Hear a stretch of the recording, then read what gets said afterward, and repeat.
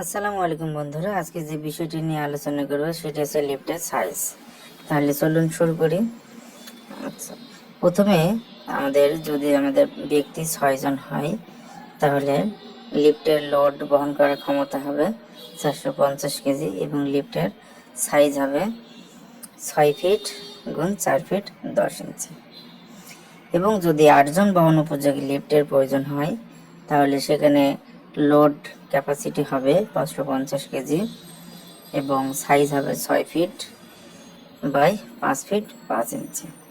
এবং যদি 9 জন পার্সন ব্যক্তির জন্য হয়, তাহলে আমাদের ওজনের পরিমাণ হবে 600 কেজি এবং সাইজ হবে 6 ফিট বাই 5 ফিট 8 ইঞ্চি।